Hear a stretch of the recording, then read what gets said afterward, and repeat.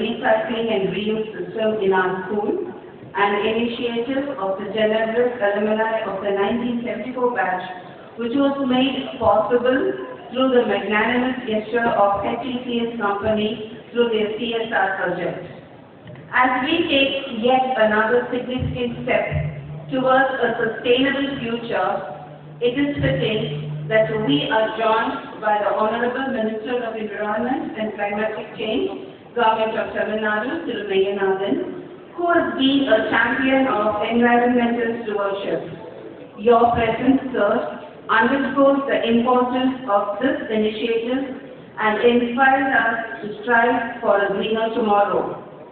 This innovative system will not only reduce our school's water footprint, but also serve as a living laboratory for our students to learn about the importance of water conservation and sustainability.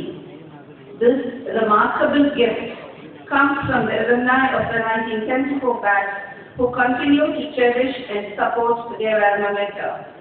Their enduring love for the school is evident through this generous contribution, reflecting their commitment to our school's growth and sustainability. Without further delay, let's commence with today's program and enjoy the proceedings ahead. Thiru Meyyanadan, Honorable Minister of Environment and Climatic Changes, our esteemed alumnus and sponsor, Dr.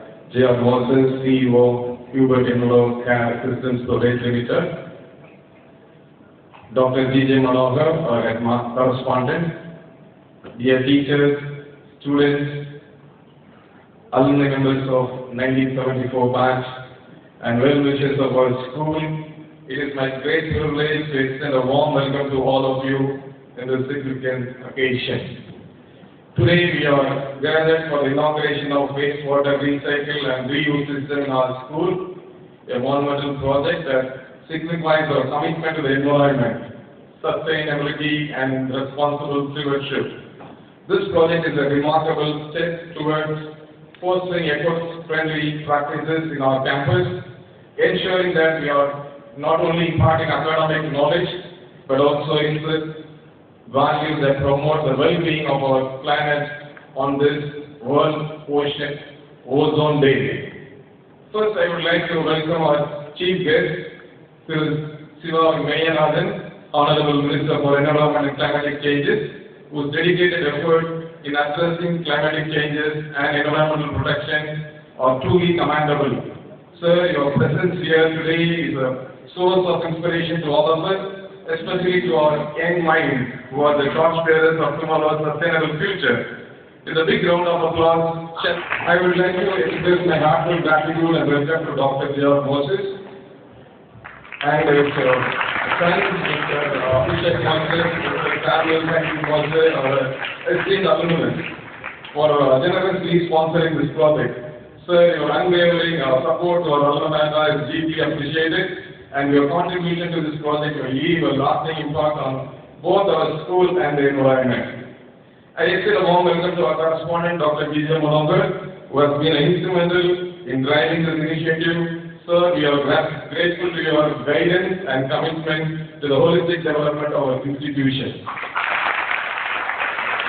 I take this opportunity to welcome our proud alumni members of 1974 batch, who are the backbone for this initiative project.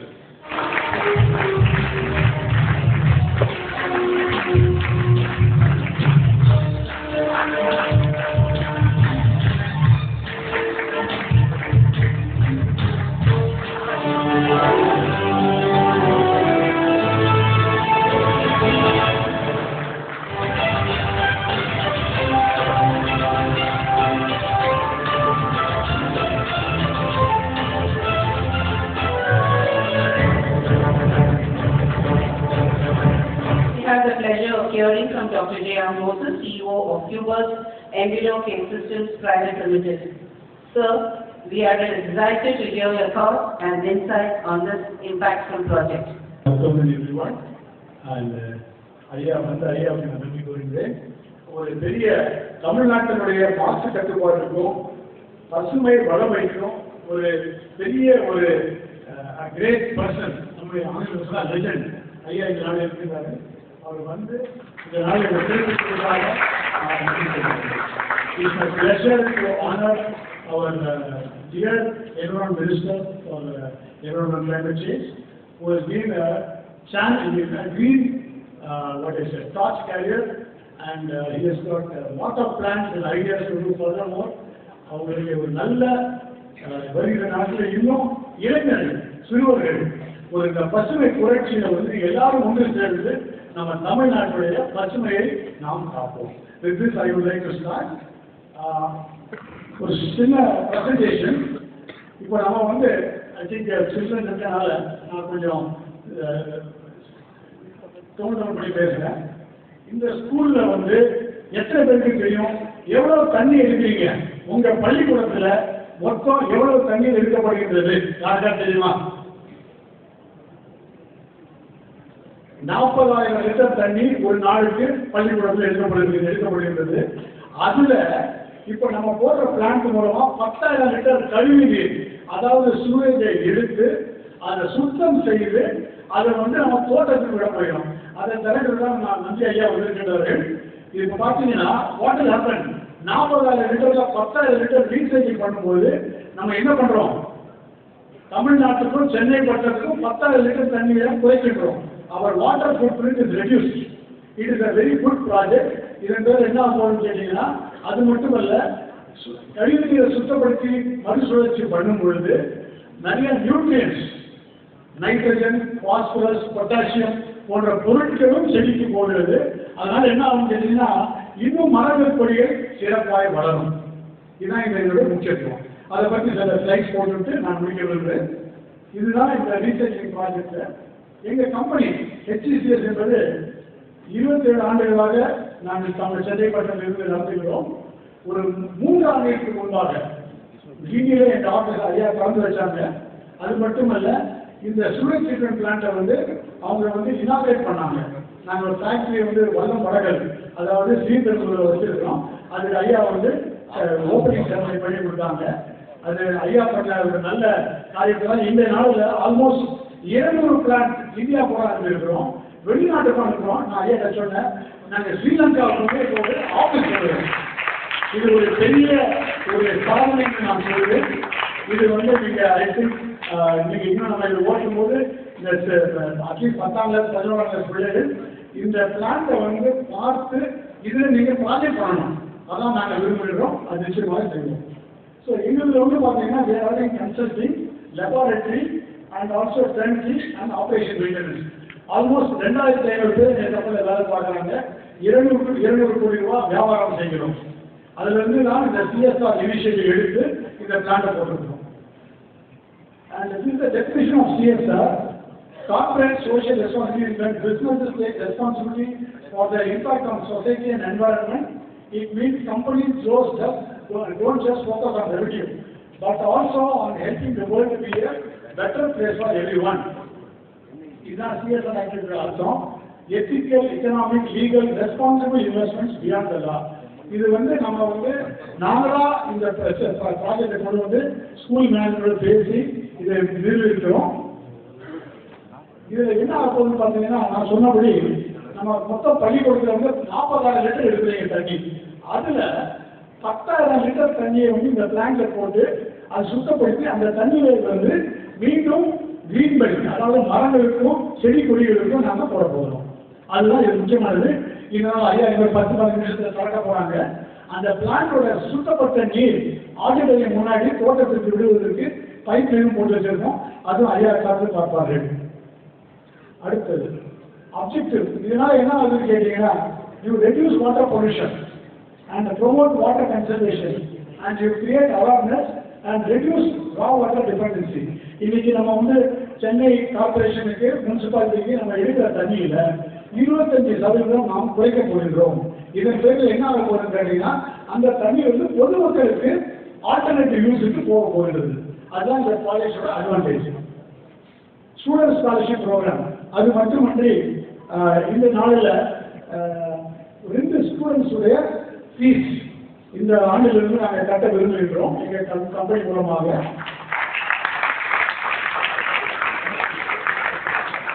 scholarship will provide for a minimum of 2 students each academic year in the school under A.J. Moses Memorial. என்னுடைய தகப்பன் பேரில் அதை கூட இருக்கின்றோம். அது தொடர்ந்து வருகின்ற நாட்களில் வருகின்ற காலம் செய்ய விரும்புகின்றோம். அடுத்து the students are selected through a structured defined process with support of the school management. ஒரு வழிமுறையை வைத்து கண்காணித்து இந்த லிஸ்ட் எடுக்க போகிறோம். இந்த 2 வருகிற நாட்கள் நிச்சயமாக அதிகரிப்போம் என்று நான் நம்புகிறேன். முக்கியமானது நான் ஐயா சொல்லிட்டு இருந்தேன். இது 3 ஆண்டுகளுக்கு முன்பாகவே நான் நல்லபாளையம் ஆவடி 2 இடத்துல நாங்கள் இதே மாதிரி பிளான் போட்டு ஸ்கூல் கேர்ள்ஸ் சில்ட்ரன் அதிகமாக இருக்கிற பள்ளிக்கூடங்களை போட்டு அதன் பேரில் ஒரு இந்த ஃபர்ஸ்ட் இங்கே பார்த்தீங்கன்னா இது ஒரு வெரி குட் இனிஷியேட்டிவ். ஆல்மோஸ்ட் 1 கோடி ரூபாய்க்கு மேலே நாங்களும் மனைவியில் ஒரு கம்பெனி சேர்ந்து பண்ணுறோம். எப்படின்னு கேட்டிங்கன்னா அங்கே அந்த ஸ்கூல்ஸில் பெண் பிள்ளைகள் சரியான டாய்லெட் இல்லாததுனால அவங்க ஸ்கூலுக்கு வரவில்லை என்று அங்கே ஒரு டிஸ்ட்ரிக்ட் எஜுகேஷன் ஆஃபீஸர் சொன்னாங்க. அதன் பேரில் நாங்கள் படித்து அங்கே ஒரு நல்ல லேடிஸ் கேர்ள்ஸ் ஸ்டூடெண்ட்ஸுக்கு டாய்லெட்டும் போட்டு குடி தண்ணீரும் கொடுத்து அது மட்டும் ஒரு ஸ்டூடெண்ட்ஸ் பிளான்ட்டும் போட்டு நாங்கள் அதை பண்ணி இந்த நாள் வரைக்கும் அது நல்லபடியாக போயிட்டு இது நல்லா பாளையம் என்ற இடத்துல மனையிலிருந்து ஒரு 10 கிலோமீட்டர்ல இது 3 ஆண்டுகளாக சென்று கொண்டிருக்கிறது. இது ஒரு நல்ல முயற்சி. இதை போன்று நிறைய companies should come forward to take up this so that the government will be less burdened and this can be a very fast sense in the days to come. அடுத்தது இந்த ப்ராஜெக்ட்னால அந்த newly constructed toilets access to safe drinking water feedback was received one of the schools on increase in attendance of the girls students. பெண் பிள்ளைகள் அதிகமாக 300 பேர் அந்த இடத்துல 600 பேர் வருது என்று அந்த டிஸ்ட்ரிக்ட் எஜுகேஷன் ஆஃபீஸர் சொன்னார்கள். அது ஒரு பெரிய ஒரு சாதனை என்று நான் நினைக்கின்றேன். இது எங்களுடைய ஊரில் தூத்துக்குடியில் போன ஆண்டு நம்ம சீஃப் மினிஸ்டர் ஐயா சொல்லியிருந்தாங்க. அதாவது பழைய பள்ளிக்கூடங்களை பலப்படுத்தணும், ஏன்னா பிள்ளைகளை பாதுகாப்புக்காக சொல்லியிருந்தார்கள். அதன் பட்சத்தில் நாங்கள் ஆர்வமுனையில் எங்கள் சொந்த ஊரில் ஒரு பழைய பள்ளிக்கூடத்தை இருந்த பள்ளிக்கூடத்தை நாங்கள் அதை மேடிஸ்டாங்க ஆண்டவர் தமிழ்நாடு கவர்மெண்ட்.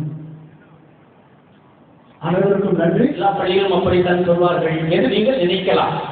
ஆனால் ஏன் அப்படி சொன்னேன் என்றால் தமிழகத்தை இந்தியாவின் முதன்மை மாநிலமாக மாற்றிக் கொண்டிருக்கின்ற நமது முதல்வர் பயின்ற பள்ளி அல்லவா.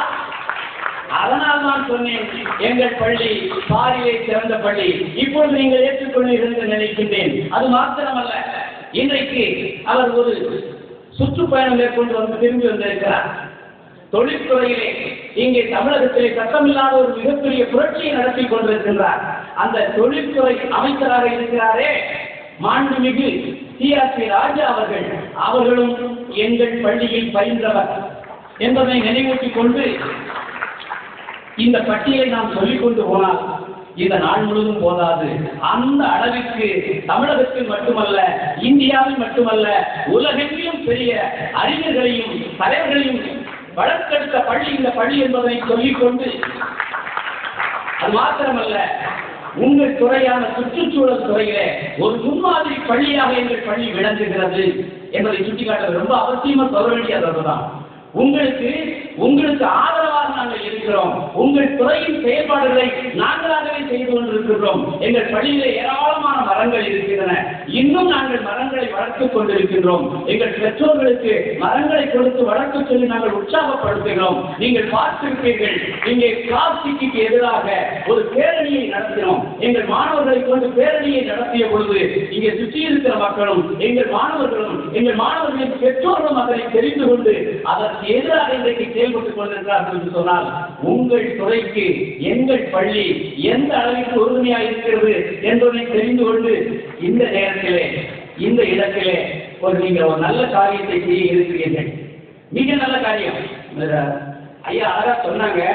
ஆனாலும் மிக மிக மிக நல்ல காரியம். இன்றைக்கு தண்ணீர் மிக அவசியமான ஒன்று சொன்னாங்க. ஒரு நாளில் 10,000 லிட்டர் தண்ணீரை பாதுகாக்க முடியும் என்று சொன்னால் அது எவ்வளவு பெரிய வேலை தெரியுமா? அது நம்முடைய அந்த கிரவுண்ட் வாட்டர் லெவலை உயர்த்தும். இந்த பகுதியில் மழை பொழிவை அதிகமாக்கும், மரங்களை வளர்க்க செய்யும். அவங்க சாதாரணமா சொல்லிட்டு போயிட்டாங்க. அது மிகப்பெரிய பிரம்மாண்டமான செயல். இந்த செயலை உங்களுடைய பொற்கரங்களால் தொடங்கி வைத்து சிறப்பிக்குமாறு உங்களை அன்போடு அழைக்கிறேன்.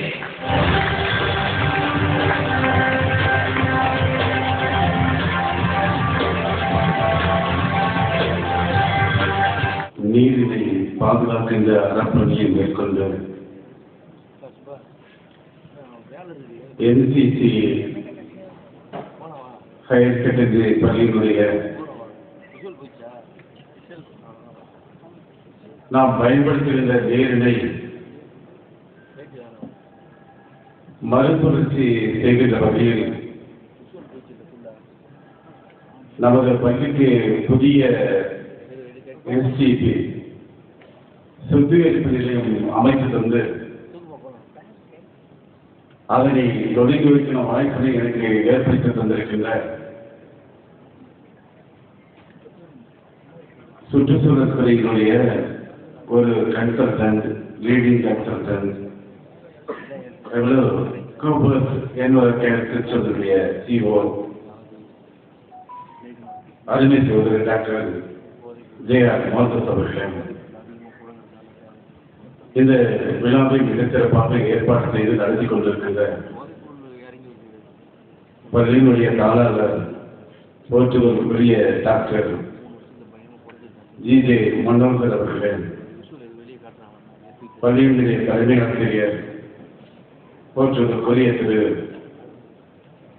ஜெபதாஸ் தினகரன் அவர்கள், நஞ்சூரி ஆற்றிருக்கின்ற ஜெயதேவி சேசிவன் அவர்கள்,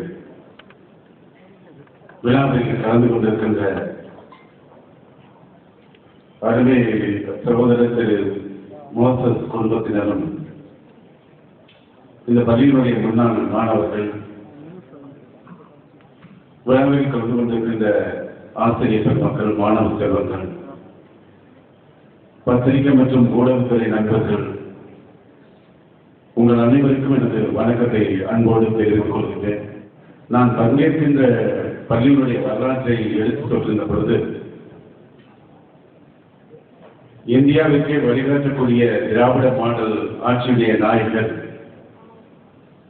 மாண்புமிகு தமிழக முதலமைச்சர் படித்த பள்ளி என்ற மிகப்பெரிய பெருமையை பெற்றிருக்கிற நமது பள்ளியானது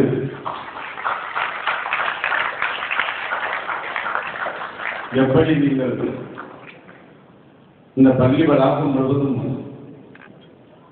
நீர், நிலம், காற்று, நெருப்பு, ஆகாயம் இவை அனைத்தையும் பாதுகாக்கக்கூடிய மிக முக்கிய பணிகளை நம் பள்ளி நிர்வாகம் மேற்கொள்கிறதோ,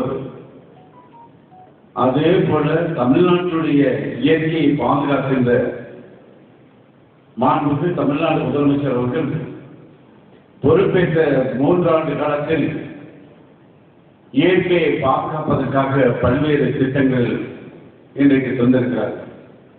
அதற்காக நான் பின்னால் வருகிறேன். நான் இந்த பள்ளி வளாகத்திற்கு வந்த பொழுது எல்லையில்லாத மகிழ்ச்சி அடைகிறேன். காரணம், தமிழ்நாட்டில், இந்தியாவில், உலகில் இருக்கின்ற பள்ளி கல்லூரிகள் அத்தனையும் நம் NCC பள்ளி என்ன திட்டங்கள் வகுத்திருக்கிறதோ அவற்றை செயல்படுத்தி காட்டினாலே சுற்றுச்சூழல் இயற்கையை நாம் குறைந்தபட்சம் 50% பாதுகாக்க முடியும் என்பதை நான் மகிழ்ச்சியோடு தெரிவித்துக் கொள்கின்றேன். ஒரு விஷயம், நாம் மாசுபடுத்துகின்ற தண்ணீர், கழிவுநீர், அதை இயற்கையை பல அடுக்குகளாக சுழற்சி செய்து நன்னீராக நமக்கு தருகிறது. நாம் சுவாசிக்கின்ற காற்று எல்லா இடங்களிலும் இருக்கிறது. அப்படி சுவாசிக்கின்ற காற்று, நமக்கு தூய்மையான காற்றை இந்த இயற்கை தருகிறது. எங்கெல்லாம் நீங்கள் பிளாஸ்டிக் கழிவுகளை எரிக்க தொடங்குகிறீர்களோ அங்கே நாம் சுவாசிக்கின்ற காடுகளும் அந்த காற்றிலும் மாசு கலக்கிறது. அதே மாதிரி எந்தெந்த இடத்தில் காற்று மாசுபடுகிறதோ அதனை தடுக்க வேண்டும். அதே மாதிரி இன்றைக்கு சத்தத்தினால், ஒளி, சவுண்ட், இன்றைக்கு நிறைய இடத்துல மாசு, ஒலி மாசு ஏற்படுகிறது. இதன் மூலமாக பல்வேறு நோய்கள் வருகிறது. மூளை சம்பந்தப்பட்ட நோய்கள், நரம்பு தரிசப்பட்ட போன்ற நோய்கள் இதையெல்லாம் வருகிறது. குறிப்பாக ஒளி மாசை பொறுத்த வரைக்கும் இன்றைக்கு நம்ம முதலமைச்சர் அவர்கள் மிக மிக கவனமாக குடியிருப்பு பகுதியாக 45 to 55 டெசிபிள் இருக்கலாம் அதிகபட்சம். பகல் நேரத்தில் 55 டெசிபிள், இரவுல 45, இதுக்கு மேல அதிகமாக இருந்தால் அது ஆபத்து. இதே தொழிற்சாலைகளை பார்த்தீங்கன்னா பகல் நேரத்தில் 75 டெசிபிள் அளவு, இரவில் 65 டெசிபிள் அளவு. இதை விட அதிகமாக இருந்தால் ஒளி மாசு ஏற்பட்டு பேராகும். அடுத்த கட்டமாக இன்றைக்கு உலக வெப்பமயமாதலை நாம் சந்தித்துக் கொண்டிருக்கிறோம். அதனால் ஏற்படக்கூடிய பாதிப்புகளை நேரடியாக நாம் இன்றைக்கு எதிர்கொள்ள தயாராக இருக்கிறோம். பல பாதிப்புகள் ஏற்படுகின்றன. அதற்கு நாம் இயற்கையை பாதுகாக்கிற முக்கிய பணி. இங்கே நமது பள்ளி வளாகத்தில் சோலார் மூலமாக இந்த பள்ளிக்கு தேவையான சூரிய ஒளி மின்சாரம் பெறப்படுகிறது என்ற செய்தியை வீடியோ மூலமாக வெளியிட்டார்கள். அதற்காக உங்களுக்கு பாராட்டுகள், வாழ்த்துக்களை நான் தெரிவித்துக் கொள்கிறேன். ஏனென்றால் ஒரு யூனிட் மின்சாரம் தயாரிப்பதற்கு தெர்மல் பவர் பிளான்ட் 720 லிட்டர் தண்ணீர் தேவைப்படுகிறது என்பதை மறந்து விடாதீர்கள்.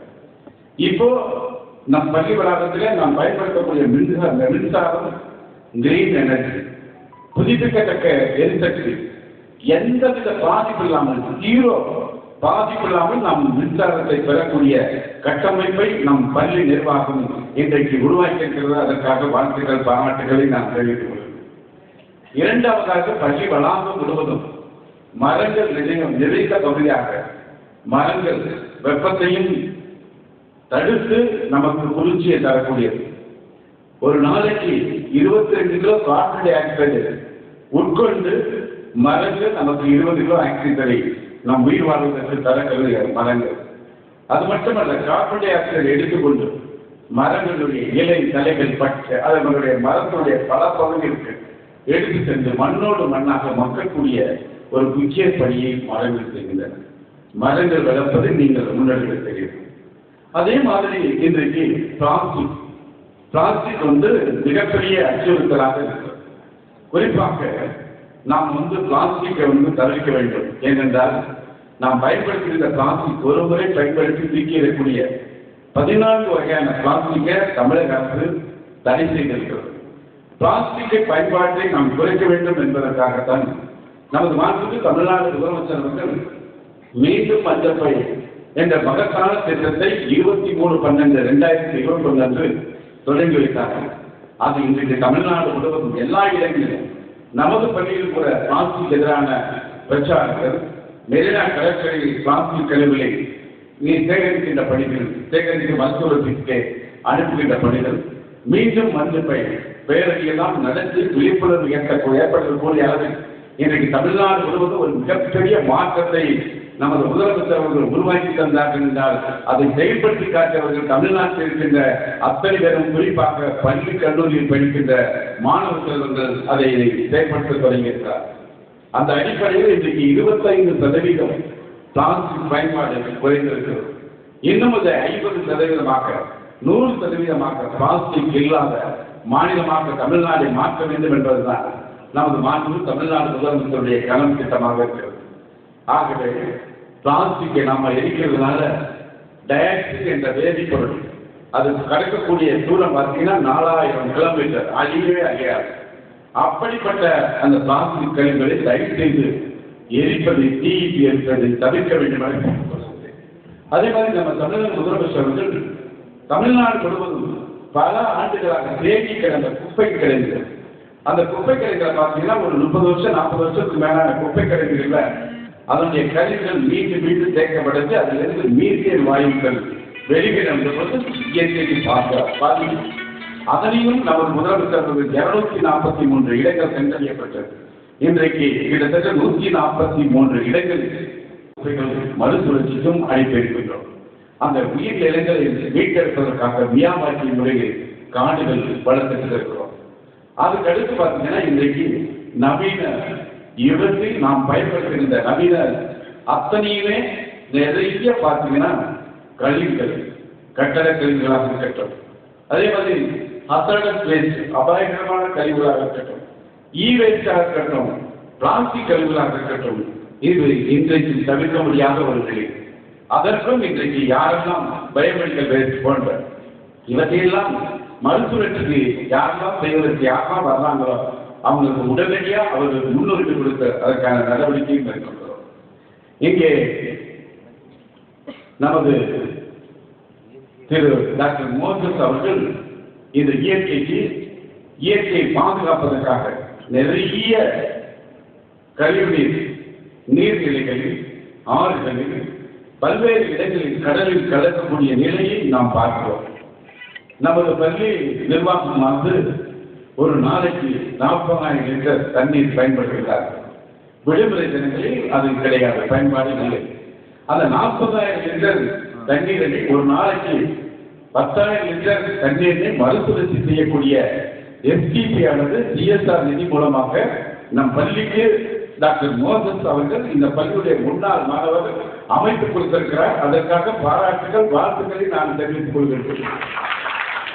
மிக மிக முக்கியமாக இயற்கைக்கு இந்த பொருள்கள் நாம் கழிவுநீர் அதிகமாக கலக்க இயற்கை அந்த கழிவுநீரை சுத்திகரிக்கப்படுவதைய தூய்மையான நன்னீராக மாற்றக்கூடிய தன்மையை இழக்கும். அதனால் நிலத்தடி நீர் மட்டுமல்ல, நிலமும் பாதுகாக்கப்படும், காற்றும் பாதிக்கப்படும். அந்த அடிப்படையில் ஒரு மிகச்சிறந்த நிலைமை இங்கே நடத்தியிருக்கிறார்கள். அடுத்த கட்டமாக மாணவ செல்வங்கள் என்ற அடிப்படையில் உங்களுக்கு ஒரு வேண்டுகோள். இன்றைக்கு உலகில் இருக்கின்ற நாடுகளில் கார்பன் வெளியேற்றம் இன்றைக்கு மிகப்பெரிய அச்சுறுத்தலாக இருக்கிறது. கார்பன் வெளியேற்றத்தினால் இன்றைக்கு உலக வெப்பமயமாக என்ற அடுத்த தாக்கத்துக்கு நாம் மிகப்பெரிய தாக்குதலுக்கு உள்ளாக இருக்கிறோம். அண்மையில் ஏற்பட்ட மிக்சாம் புயலாக இருக்கட்டும், தூத்துக்குடி பெய்த கனமழையாக இருக்கட்டும், அண்மையில் வயநாட்டில் ஏற்பட்ட கனமழையின் காரணமாக ஏற்பட்ட மலைச்சரிவாக இருக்கட்டும், அண்மையில் ஆந்திராவில் விஜயவாடாவில் ஏற்பட்ட கனமழையாக இருக்கட்டும், எத்தனை இடங்களில் நாம் பேரிடையை பார்க்கிறோம், அத்தனை பேரிடரும் மிகப்பெரிய பாதிப்பை சந்திக்கிறோம்.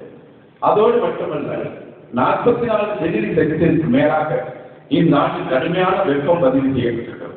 அதன் மூலமாக வெப்ப ஹீட் ஸ்ட்ரோக் உருவாக்கப்பட்டு பல பேர் சீரழிக்கக்கூடிய நிலைமையும் நாம் இன்றைக்கு சந்திக்கிறோம். உலகில் இருக்கின்ற நாடுகளில் அதிகமாக கார்பன் வெளியேற்றக்கூடிய நாடு என்று பார்த்தால் சைனா.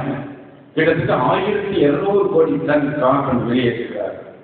இரண்டாவது நாடு பார்த்தா அமெரிக்கா, கிட்டத்தட்ட 500 கோடி டன் கார்பனை வெளியேற்றுகிறார்.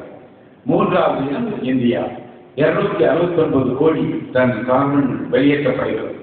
கிட்டத்தட்ட இது உலகத்தோடு ஒப்பிடுகிற பொழுது இந்தியாவுடைய சராசரி என்பது 6.69% இருக்கிறது. இதனை நாம் கட்டுப்படுத்துவதற்கு தான் நமது மாண்புக்கு தமிழ்நாடு முதலமைச்சர் அவர்கள் இன்றைக்கு 3 திட்டங்களை அறிவித்திருக்கிறார். கிரீன் தமிழ்நாடு மிஷன், தமிழ்நாடு பசுமை தமிழகம் இயக்கம். இதன் மூலமாக தமிழ்நாட்டில் இருக்கின்ற 23.8% வனத்துடைய பரப்பை 33% உயர்த்துவது. 33% உயர்த்துவதால் என்ன நன்மை என்று நாம் பார்க்கின்ற பொழுது எதிர்காலத்தில் இந்த இயற்கை அன்னையை பாதுகாக்கக்கூடிய அளவில் ஒட்டுமொத்தமாக இந்த இயற்கையை பாதுகாப்பதற்கு முதல் காரணியாக இருப்பது மரங்கள்.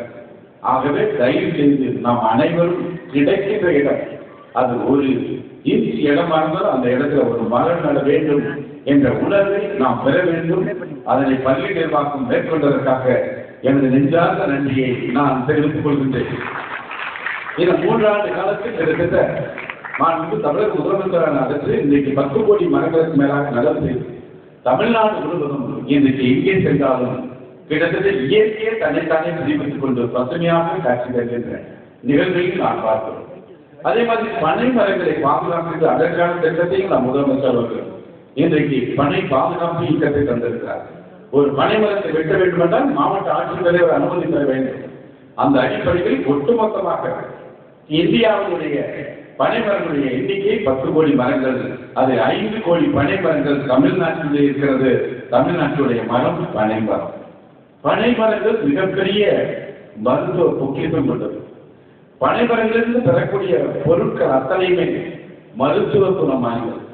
எப்படி தாய்ப்பால் எப்படி தூய்மையானதோ அதே போல பனை மரங்கள் ஹைபிரிட் செய்யப்படாத ஒரே மரம், பனையிலிருந்து பெறப்படுகின்ற அத்தனை பொருட்களும் தூய்மையானது, பனை மரங்கள் நிலத்தடி நீரை பாதுகாக்கிறது, பனை மரங்கள் புயலை தடுத்து நிறுத்த கூடியது என்ற அடிப்படையில் கடந்த ஒரு வார காலமாக நம் முதலமைச்சருடைய வழிகாட்டுதலின் பேரில் தமிழ்நாடு முழுவதும் 35 மாவட்டங்களில் 1 கோடி பனை விதைகளை நடவு செய்கின்ற பணிகள் நடந்து வருகிறது என்பதையும் மாணவ சமுதாயத்திற்கு தெரிவித்துக் கொள்கிறேன். ஆக இதை ஒரு அரசாங்கம் மட்டுமல்லாமல் பள்ளிகள், கல்லூரிகள், அத்தனை அரசு அலுவலர்கள் அத்தனை பேரும் சேர்த்து இந்த பணியை தொடங்கினால் பசுமை போர்த்திய ஒரு தமிழகத்தை நாம் உருவாக்க முடியும் என்பதையும் தெரிவித்துக் கொள்கிறேன். அதே மாதிரி நமது தமிழக முதலமைச்சர் அவர்கள் பசுமை பள்ளி என்ற திட்டத்தையும் இன்றைக்கு அறிவித்திருக்கிறார். அந்த பள்ளிக்கு தேவையான மின்சாரத்தை சோலார் மூலமாக பெறுவதற்கு திட்டம், அங்கே மரங்கள் அடர்ந்த பகுதியாக மாற்றுவது, ஒரு காய்கறி தோட்டம், ஒரு மூலிகை தோட்டம், அது மட்டுமல்லாமல் அங்கே படிக்கின்ற மாணவ பெறுவதற்கு இயற்கையை பாதுகாக்கின்ற அதற்கான விழிப்புணர்வு, இது அத்தனைக்குமாக பசுமை பள்ளி திட்டத்தை தந்திருக்கிறோம். அந்த பசுமை பள்ளி திட்டத்திற்கே முன்னோடியாக இன்றைக்கு திகழக்கூடிய பள்ளிதான் நமது எம்சிசி ஹையர் செகண்டரி ஸ்கூல் என்பதை நான் மகிழ்ச்சியோடு பெருமையாக தெரிவித்துள்ளேன். நீங்கள் கூடுதலாக இந்த பள்ளியானது இன்றைக்கு ஒரு சீவேஜ் ட்ரீட்மெண்ட் பிளான்ட் அமைச்சிருக்கீங்க. அதையும் நான் அடுத்த கட்டமா ஏதாவது பெரிய பள்ளிகளில், கல்லூரிகளில் செயல்படுத்துகின்ற பொழுது அதனையும் ஒரு பொருளாக சேர்த்து திட்டத்தை தொடர்ந்து இருக்கிறோம் என்பதையும் நான் தெரிவித்துக் கொள்கிறோம். ஒவ்வொரு மனிதனுக்கும் ஒவ்வொரு இடத்தில் செல்கின்ற பொழுது புதிய அனுபவங்கள் கிடைக்கும். அதே மாதிரி தான் நமது பள்ளிக்கு வருகின்ற பொழுதும் இந்த சீவேஜ் ட்ரீட்மெண்ட் அமைப்பு எல்லா கல்லூரிகளிலும் பள்ளிகளிலும் இருக்க வேண்டும் என்ற உணர்வை தந்திருக்கிறது. அதை தாண்டி நான் பள்ளி வளாகத்திற்கு வருகின்ற பொழுது எதிரில் இருக்கின்ற மாணவர்கள் வந்து படிப்பதற்காக எம்சிசி ஐஏஎஸ் அகாடமி ஒன்று உருவாக்கியிருக்கிறார்கள். அதை பார்த்தப்போ என் வேலை ரொம்ப ஈஸியாக போகும். என்னன்னு கேட்டா, நீங்க ஐஏஎஸ் தேர்வாகி இந்தியா முழுவதும் பல்வேறு மாநிலங்களில் மாவட்ட ஆட்சித்தலைவராக உயர் பதவிகளில் வருகின்ற பொழுது நீங்கள் நாம முதலமைச்சர் எடுத்த திட்டங்களை அடுத்த 100 ஆண்டுகளுக்கு இந்த திட்டங்களை எல்லாம் கொண்டு செல்லக்கூடிய இளைய தலைமுறையின் முன்னால் தான் நான் பேசிக் கொண்டிருக்கிறேன் என்ற மகிழ்ச்சியான செய்தி. இந்த அகாடமியை படித்து நீங்கள் அத்தனை பேர் உயர் பகுதி ஐஏஎஸ் தேர்வு பெற்று உயர் பதவியில் இருக்கிற பொழுது இவற்றையெல்லாம் செயல்படுத்துங்கள். எந்த இடத்திலும் நம்மை வாழ வைக்கக்கூடிய இந்த இயற்கையை பாதுகாக்கக்கூடிய அத்தனையும் பஞ்சபூதங்களான நீளம், நீர், காற்று, நெருப்பு, ஆகாயம், இவை அத்தனையும் நாம் பாதுகாப்போம் என்ற உறுதியை இந்த இடத்தில் மேற்கொள்ள வேண்டும் என கேட்டு உங்கள் அனைவருக்கும் எனது நெஞ்சார்ந்த நன்றியை, பாராட்டுக்களை, வாழ்த்துக்களை கூறி நிறைவேற்றுகிறேன். நன்றி, வணக்கம்.